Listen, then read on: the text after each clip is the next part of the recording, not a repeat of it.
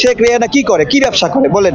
তার এত এত টাকা পয়সা কেন? সে লন্ডনে থাকে, এত এত এত কিছু কিভাবে করে? উপজেলা নির্বাচন নিয়ে কিছু বলার নাই, ঠিক আছে? উপজেলা নির্বাচন আগের বার যেটা হয়েছে, প্রায় 156 জন মানুষ মারা গেছে এবং শেখ হাসিনার সিদ্ধান্তের কারণে এই মানুষটা মারা গেছে। কেন মারা গেছে? শেখ হাসিনা দলীয় প্রতীকে নির্বাচনের সিদ্ধান্ত দিয়েছিল, সেই জন্য অনেক মানুষ মারা গেছে, ঠিক আছে? অনেক মানুষ। এবং আওয়ামী লীগের মাংস কামড়ে কামড়ে খেয়েছে, ঠিক আছে, এই জায়গা থেকে।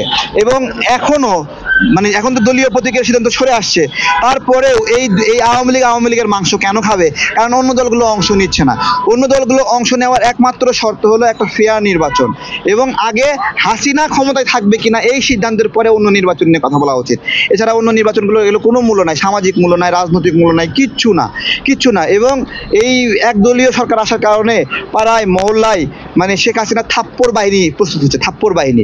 এরা নাগরিকরা কথা বলে থাপ্পড় মারে, ঠিক আছে? প্রত্যেকটা পাড়ায় মহল্লায় একটা বাহিনী আছে, এরা নাগরিক থাপ্পড় মারে, পেট লাথি মারে, এই ধরনের একটা কার্যক্রম করতেছে।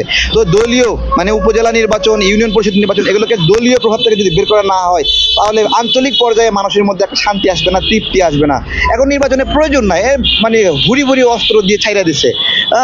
এগুলো শেখ হাসিনা লাঠিয়াল বাহিনী, ঘুরে ফিরে এরাই ভাগ বটরা করে নেবে। এখানে ভবিষ্যৎ খুবই অন্ধকার। আমাদের প্রান্তিক পর্যায়ে যে নাগরিক সেবা, এই জায়গাতে খুবই খুবই। এবং দেখবেন যে আপনার হলো বিভিন্ন একজন নারী ইউপি সদস্য, তার হলো আপনার খারাপ ভিডিও বের হয়েছে। তো এই যে মানে খারাপ ভিডিও ওনারই কেন বের হলো? কারণ ওই ধরনের মানুষ এখানে নির্বাচিত হচ্ছে, বুঝতে পারছেন? সামাজিকভাবে স্খলিত নাগরিকরা ভোট চুরি করে এখানে ঢুকে পড়ছে। এখানে ইউপি নির্বাচনে বিএনপি সরে আসছে, অন্যান্য দল সরে আসছে, কেউই যাবে না, কেউ যাবে না। কারণ শেখ হাসিনার মানে অধীনে নির্বাচন কেউই ট্রাস্টেড মনে করে না। উনি এই পরীক্ষায় একদমই পাশ করেনি। উনি মিনিমাম পরীক্ষায় কোনো যোগ্যতা রাখতে পারেননি যে ওনার অধীনে একটা সুষ্ঠু নির্বাচন সম্ভব। ওনাকে ট্রাস্ট করা যায় না।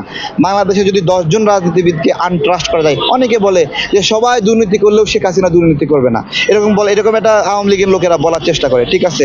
উনি তো সমস্ত দুর্নীতিবাজদের মুরব্বী। ওনাকে কি একটা টেন্ডার বাস থেকে 10 টাকা নেওয়ার প্রয়োজন আছে? না, প্রয়োজন নাই। সমস্ত দুর্নীতিবাজরা মিলে ওনাকে টাকা দিয়ে পালে পুষে, ওনার পরিবারকে পালা পুষে। শেখ রেহানা কি করে, কি ব্যবসা করে বলেন? তার এত এত টাকা পয়সা কেন? সে লন্ডনে থাকে, এত এত এত কিছু কিভাবে করে? জয় কি ব্যবসা করে বলেন?